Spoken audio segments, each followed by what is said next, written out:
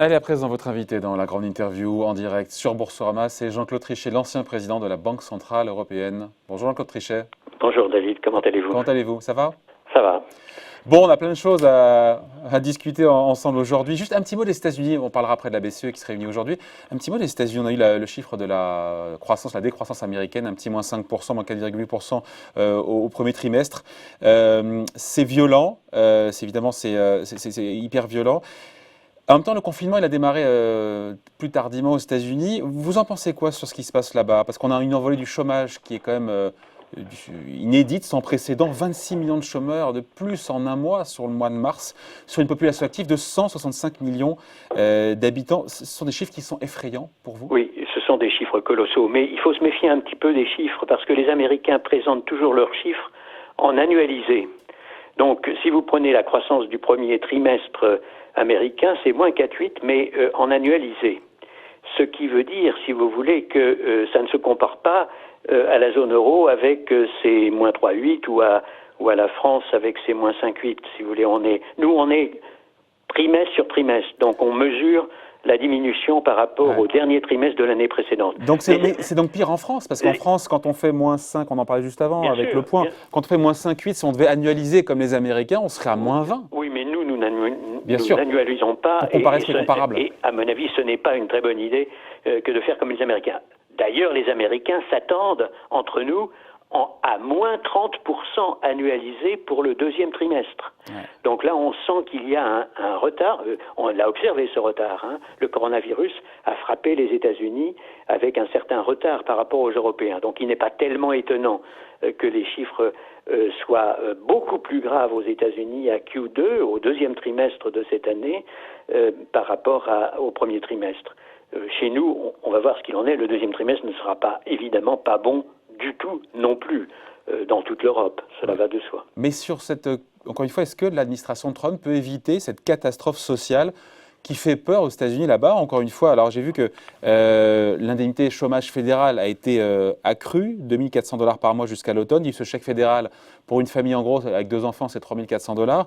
Mais est-ce que c'est suffisant quand on sait qu'un Américain sur deux, nous rappelait la Fed récemment, n'a pas 400, enfin un peu moins de 40% des ménages américains n'ont pas 400 $ d'avance sur leur compte en banque en cas de pépin? Comme vous le savez bien, David, la grande différence entre l'Europe et les États-Unis, c'est qu'il n'y a pas de filet de sécurité aux États-Unis, du moins certainement pas celui que nous avons en Europe. Donc c'est pas du tout étonnant en effet qu'aux États-Unis on observe un drame social absolument considérable, qui est beaucoup plus grave évidemment qu'en Europe, même si nous payons tous un prix très lourd pour cette pandémie mondiale.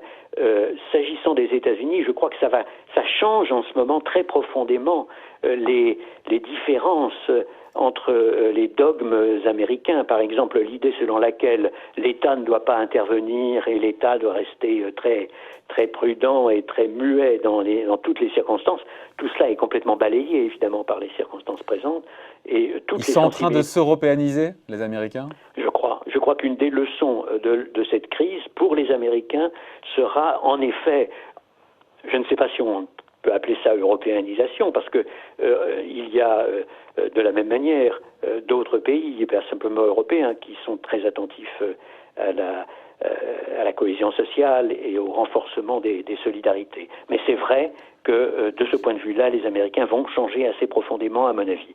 Et ce sera une bonne chose. Ouais. Et pour vous, l'administration Trump en fait suffisamment? Parce qu'il y a cette question directement, et ça fait deux questions en une, pardon, mais cette fragilité financière des ménages américains, est-ce qu'elle peut dégénérer, c'est ce qui fait peur, en défaut sur des crédits auto, des crédits à la conso, des crédits immobiliers, des ménages qui ne pourraient plus, parce qu'ils sont au chômage, rembourser leur retraite, leurs échéances, et donc indirectement, et vous me voyez venir, mettre en difficulté les banques américaines?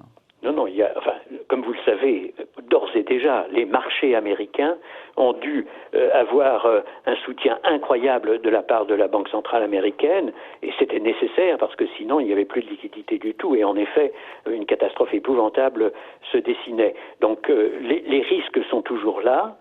Il est clair que lorsque les Américains s'engagent dans un plan de 3 trillions de dollars à peu près, c'est l'ordre de grandeur que l'on a actuellement, pour un pays qui n'est pas habitué, si vous voulez, à intervenir massivement, c'est évidemment la preuve que la situation est gravissime. J'espère que grâce à ces efforts, ils vont réussir à éviter une catastrophe beaucoup plus grave encore, mais rien n'est joué à ce stade, d'autant que la pandémie elle-même est incertaine et que, comme vous le dites vous-même, sur le plan de l'économie réelle comme de l'économie financière, tout est incertain. Mais ce qui est sûr, si vous voulez, c'est que nous payons tous un prix énorme à ce drame sanitaire et que les uns et les autres, nous devrons payer un jour, même si nous essayons d'éviter évidemment le drame d'une récession horrible ou d'une dépression horrible plutôt, et les Américains n'évitent pas un chômage massif. Si on l'évite, ce scénario dramatique de dépression hein, qui pourrait rappeler malheureusement les années 30, c'est pas seulement, mais c'est surtout aussi grâce à l'action des banques centrales, il faut le dire ça?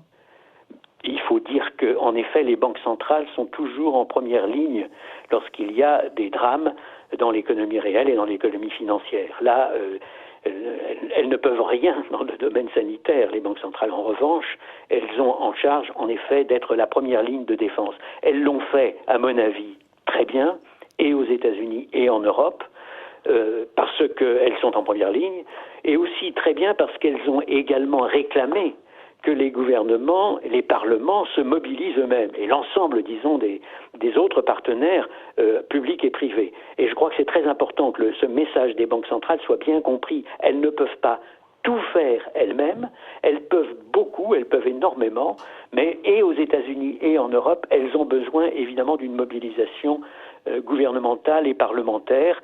En Europe, c'est clair, nous avons pour le moment un dossier qui n'a pas encore débouché, qui est celui de ce qu'on appelle le plan de relance, et qui devrait être très important, mais qui n'a pas encore en effet débouché.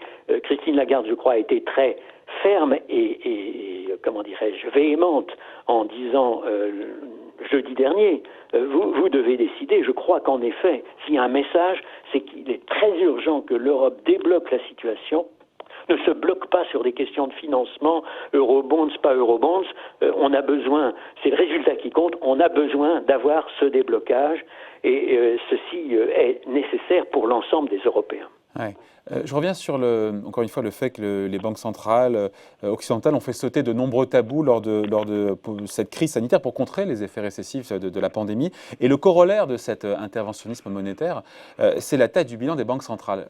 Pardon, ça peut paraître assez désincarné pour le commun des mortels, mais le bilan des banques centrales n'a jamais été aussi élevé. Il pourrait encore augmenter, nous dit BlackRock, de 2/3 cette année. La question que je me suis posée, c'est est-ce que les banques centrales peuvent créer sans limite nos limites de la monnaie, et on se dit que cette fuite en avant, elle est nécessaire, mais est-ce qu'elle n'est pas un peu aussi inquiétante? D'abord, je viens de le dire, elles ont besoin d'être accompagnées par les gouvernements, les parlements. Donc il est absolument clair que les banques centrales ne peuvent pas tout faire, elles ne peuvent pas simplement, purement et simplement, absorber la totalité du choc que nous avons devant nous. Ceci dit, il faut bien reconnaître qu'au cours de toutes les années qui se sont écoulées depuis la dernière crise, on a eu effectivement, pour des raisons diverses, pour des raisons qui étaient liées à l'inflation trop basse, pour des raisons qui étaient encore une fois, pas tout à fait les mêmes des deux côtés de l'Atlantique, mais on a eu une augmentation très très spectaculaire de la taille des bilans des banques centrales, et aussi, je dirais, dans une certaine mesure, surtout, une croissance assez considérable de la détention d'obligations des différents trésors, donc de dettes publiques, dans les bilans des banques centrales. Si je vous donne un chiffre qui va peut-être vous étonner, au Japon, la Banque centrale détient 44% de la dette publique du Japon. C'est le record du monde, ça. Hein. C'est le record de la dette, mais vous allez le voir dans un instant, c'est pas le record de la détention de la dette, parce qu'aux États-Unis, on a le même pourcentage. 44% de la dette publique des États-Unis est entre les mains de la Fed. C'est moins sur la BCE. La dette, si vous voulez, qui est mise dans le public et qui n'est pas dans la main d'institutions publiques américaines. Mais donc 44%. Au-delà du fait que la BCE, c'est moins, je crois que la BCE, c'est 20 ou 25%, mais... Oui, on est nettement en dessous. Mais jusqu'où ça peut aller, Jean-Claude Trichet? Ceci dit, c'est déjà énorme. Mais jusqu'où ça peut aller, Jean-Claude Trichet? La moitié de la dette, quasiment de la dette publique américaine est entre les mains et japonaises de leur banque centrale. On peut aller jusqu'où Non, ça ne peut pas augmenter indéfiniment. Ça ne peut pas Bah oui, mais augmenter quand on était à indéfiniment. 20 ou 30%, peut-être qu'on disait déjà ça, non? Oui, et c'est toujours la même chose, si vous voulez. Lorsque vous annoncez que quelque chose n'est pas éternel ou n'est pas soutenable dans le long terme, vous êtes considéré comme une Cassandre qui annonce une catastrophe qui n'arrive jamais. Et au moment où elle arrive réellement, la catastrophe, alors elle est d'une rapidité absolument fulgurante. Il est clair qu'il faut être conscient du fait que parce que l'ensemble des pays avancés ont géré de manière nonchalante leurs finances publiques d'une manière générale, on se retrouve aujourd'hui dans une situation déjà vulnérable, alors qu'il y a de bonnes raisons, en effet, de contrer, disons, cette pandémie et ses conséquences redoutables. Donc, conclusion, il faudra à l'avenir que l'on soit beaucoup plus sage en matière de gestion des finances publiques. Aux États-Unis, au Japon et en Europe, je dis dans l'ensemble des pays avancés. Ça, c'est clair. C'est clair, même si ce n'est pas agréable à dire aujourd'hui, parce qu'aujourd'hui, on Ouais, a puis ça, besoin, en effet, de Jean-Claude faire des Trichet, c'est efforts. inaudible. Ça, aujourd'hui, c'est inaudible. On est en plein milieu de la crise. Là, on se projette dans l'après. Le problème, si vous voulez, c'est que nos sociétés ont une tendance à raisonner à court terme qui est terrible. Et en effet, ça a été inaudible, même après la crise précédente, alors même qu'on avait en effet analysé la crise précédente comme étant, dans une large mesure, une crise de l'endettement. Ça ne nous a pas empêché de continuer à nous endetter, et parfois d'ailleurs avec l'approbation de certains économistes. Je crois qu'il faut en effet que nous puissions être beaucoup plus lucides et beaucoup plus conscients des difficultés que nous aurons à l'avenir si nous continuons comme ça. De toute manière, ça ne peut pas continuer indéfiniment, parce qu'il y a un moment, si vous voulez, où vous perdez la confiance du reste du monde. Je parle des pays avancés, et malheureusement de tous les pays avancés, sauf très rares exceptions. Donc si vous perdez la confiance du reste du monde, alors votre monnaie elle-même, votre signature, si vous voulez, la signature de l'État et la signature de la Banque centrale, ne sont plus considérés comme étant acceptables. C'est vrai, mais comme tous les pays, les grandes zones sont développées, sont dans le même bateau, dans la même galère, il n'y a plus d'arbitrage possible entre les monnaies, puisque on ne peut pas vendre une zone pour en acheter une autre. Vous êtes d'accord, non? Nous ne sommes pas seuls au monde. Il n'y a pas que les pays avancés. Les pays avancés représentaient la quasi-totalité du produit intérieur brut mondial. Et les États-Unis, d'ailleurs, plus de la moitié du produit intérieur brut mondial au lendemain de la Deuxième Guerre mondiale. Maintenant, nous sommes une fraction du produit intérieur brut mondial. Et je crois que nous vivons, si vous voulez, une période dans laquelle nous avons encore les privilèges des pays avancés immémoriaux, si vous voulez, mais ça ne va pas durer éternellement et il faut que nous en soyons conscients. Il y a le reste du monde et le reste du monde ne va pas nous faire éternellement confiance. Il n'y a pas une espèce de, Jean-Claude Trichet, de quadrature du cercle, parce que vous appelez, comme Christine Lagarde, à ce que les États prennent leur part, leur rôle, en faisant plus, mais quand les États en font plus, in fine, ce sont les banques centrales et la BCE qui achètent, je veux dire, qui achètent de la dette de ces pays-là, ou même peut-être des dettes européennes si un jour il y a des coronabonds, et donc ça augmentera la détention par la Banque centrale européenne ou par les banques centrales de ce que vont faire de ces politiques publiques menées par les gouvernements. Les banques centrales, heureusement, ne sont pas les seuls acheteurs de dette publique. Vous avez le reste du monde, d'une part, et pour chacun d'entre nous, le reste du monde, c'est beaucoup d'épargne possiblement mobilisable. Et puis vous avez, bien entendu, les résidents de votre propre pays. En ce moment, dans tous les pays avancés, frappés par cette crise, on a une augmentation de l'épargne. Donc j'espère qu'une fraction très substantielle de cette épargne viendra en effet financer les dépenses publiques supplémentaires qui sont pour le moment inévitables et nécessaires.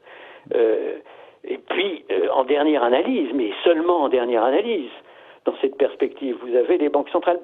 Il faut bien voir que les banques centrales ne sont pas intervenues elles-mêmes pour aider les États à financer leurs dettes. Elles sont intervenues pour d'autres raisons, qui était soit la lutte contre la crise précédente, qui était dramatique et qui appelait en effet à une mobilisation des banques centrales, soit parce que nous avions une inflation extrêmement faible et qu'elle était trop faible et elle nous faisait prendre un risque de déflation important. Et ça a été, si vous voulez, la séquence, soit parce qu'il y avait même une crise des risques souverains en Europe. Moi-même, si vous voulez, j'ai dû acheter massivement du trésor espagnol et italien parce que nous avions une crise qui mettait en cause la transmission de la politique monétaire à l'ensemble des pays de la zone euro. Donc on avait beaucoup de raisons, si vous voulez. Si cela devient un principe selon lequel les dépenses publiques des pays avancés sont financés quasi exclusivement par les banques centrales, alors c'est une recette pour perdre la confiance de tout le monde. Pourtant, c'est ce que fait la Banque centrale britannique. Vous avez vu la BOE qui va plus loin justement en achetant directement, là, pour un montant limité et temporaire, nous dit-on pour l'instant, les obligations du Trésor britannique. Ça vous choque, ça? Non, elle n'achète pas les obligations du Trésor britannique parce que c'est un simple compte courant. Le Trésor britannique a un compte courant auprès de la Banque centrale et donc c'est le plafond de ce compte courant qui a été considérablement augmenté. Pour moi, ce n'est pas du tout bon signe. Pour moi, c'est un très mauvais signe parce que le fait pour les banques centrales d'acheter sur le marché secondaire des dettes, ce que fait la BCE, ce que fait la BCE, enfin ce que peut faire la BCE, comme toutes les autres banques centrales du monde, est quelque chose qui est protecteur. Si vous avez un court-circuit qui va directement du trésor des pays concernés à la Banque centrale, encore une fois, j'espère bien que l'Angleterre ne va pas abuser de ce qu'elle vient de décider, qui à mon avis n'est pas bon, mais en principe, c'est temporaire, ça ne doit pas durer. Et je crois me souvenir qu'ils ont décidé qu'en tout état de cause, à la fin de l'année, ce sera terminé.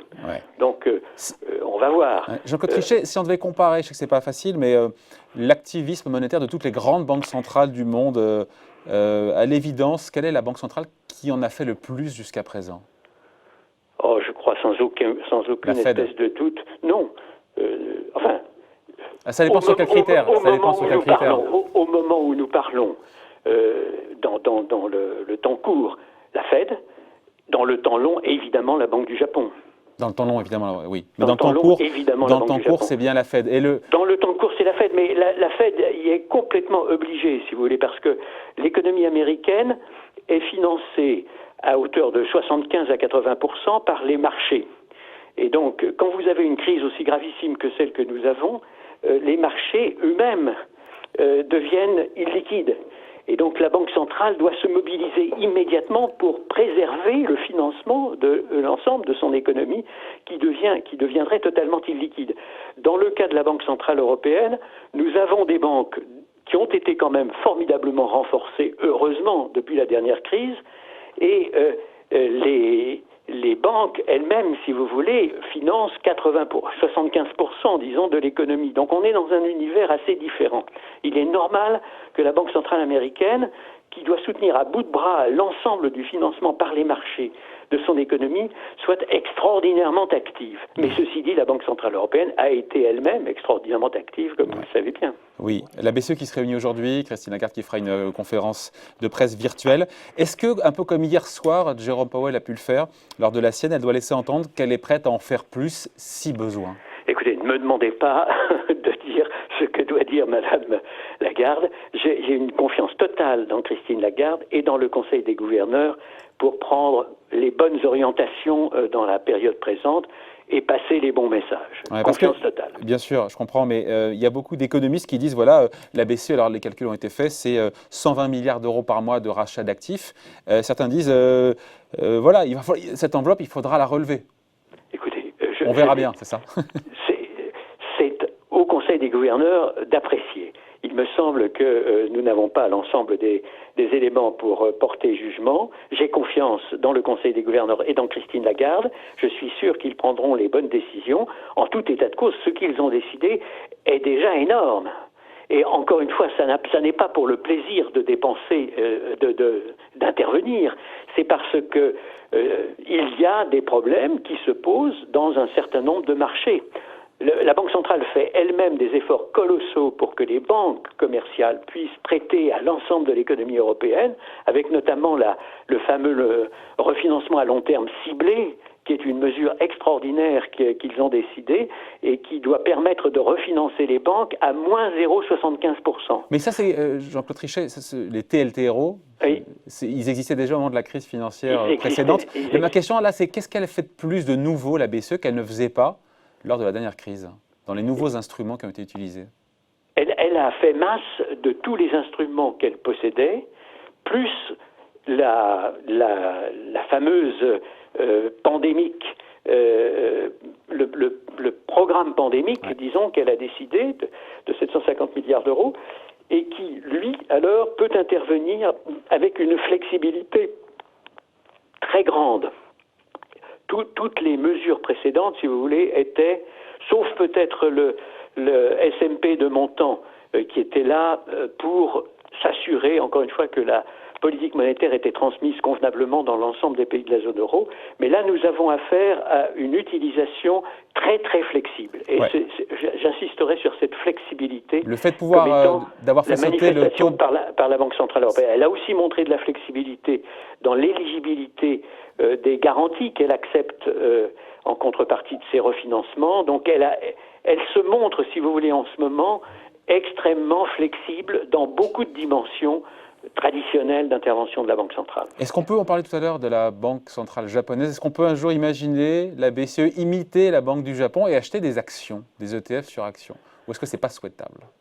Écoutez, encore une fois, si la Banque du Japon a fait cela, c'est parce qu'elle était dans une situation qui était vraiment dramatique. J'espère bien que nous n'allons pas être dans une situation dramatique en Europe et aux États-Unis d'ailleurs. La Banque centrale européenne intervient dans les marchés privés. Elle intervient et elle s'est donné la capacité d'intervenir dans les marchés privés. Acheter des actions, c'est un pas supplémentaire. Qu'a fait la Banque centrale suisse, la BNS? Elle le fait aussi. Donc pour vous, ce n'est pas souhaitable qu'une banque centrale achète des actions? Je n'ai pas dit que c'était un principe. Je pense que cela serait la manifestation du fait que la situation est encore beaucoup plus grave que celle que l'on avait anticipée. Et j'espère bien qu'on n'aura pas à observer une situation encore beaucoup plus grave.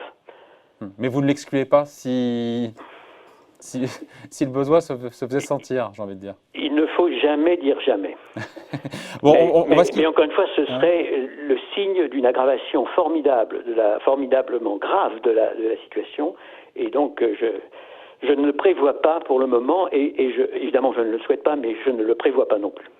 On va se quitter là-dessus. Juste un dernier petit point sur les marchés financiers pour le coup. Depuis le point bas des indices boursiers qui avaient décroché au pire en mars de 40% en ligne droite, les indices boursiers ont repris 25%.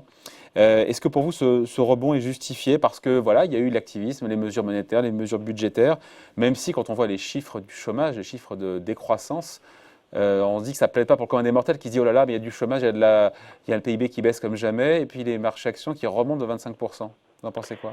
Écoutez, les marchés, c'est fait pour monter et descendre, monter et descendre, monter et descendre. Ça vous montre à quel point d'ailleurs l'idée que les banques centrales interviennent de manière régulière sur ce genre de marché est une idée qui demande à être regardée de très très près, on vient de le dire à l'instant. Je ne me prononce pas sur le point de savoir si la baisse initiale était juste, si la remontée partielle est juste. Je crois que nous ne savons pas encore où nous allons, malheureusement. La pandémie est loin d'être terminée dans le monde entier. Les épidémies sont loin d'être terminées dans chacun de nos pays. Les conséquences économiques et financières sont multiples. Mais si vous le permettez, un mot pour terminer de mon côté. Oui. La coopération internationale est plus nécessaire que jamais dans le monde d'aujourd'hui. La pandémie, c'est un phénomène mondial. Cette coopération est totalement absente aujourd'hui. La coopération a été absente. Elle a été absente au début. Il n'y a même pas eu, si vous voulez, une réaction du G20. Ce que j'ai déploré moi-même publiquement à plusieurs reprises parce que je pensais que c'était absurde. Alors que dans la crise précédente, on avait eu une mobilisation du G20 et on a toujours, si vous voulez, une coopération très timide, mais pour de bonnes raisons, si je puis dire, hélas. Parce que le national-populisme aux États-Unis domine, le national-populisme en Inde domine, le national-populisme au Brésil domine, le national-populisme en Russie domine, etc.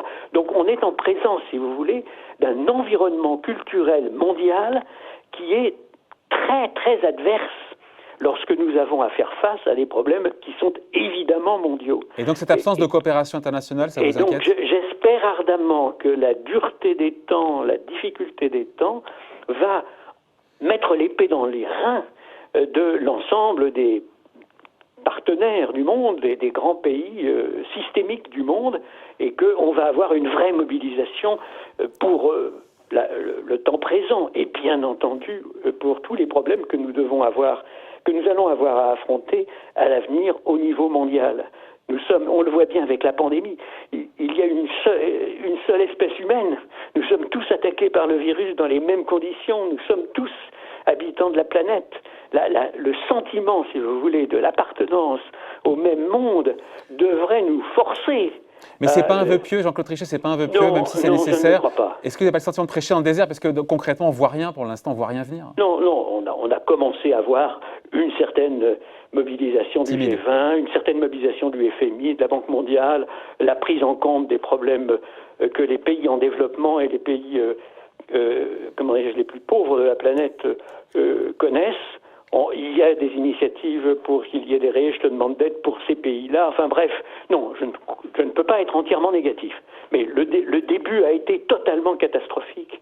Et j'espère bien qu'encore une fois, l'épée que nous avons dans les reins va nous forcer à être beaucoup plus mobilisés, à coopérer. Merci d'avoir été avec nous, Jean-Claude Trichet, c'est toujours un plaisir. C'était un plaisir. À bientôt. Jean-Claude Trichet, donc, a été la grande interview en direct sur Boursorama. Merci beaucoup, au revoir.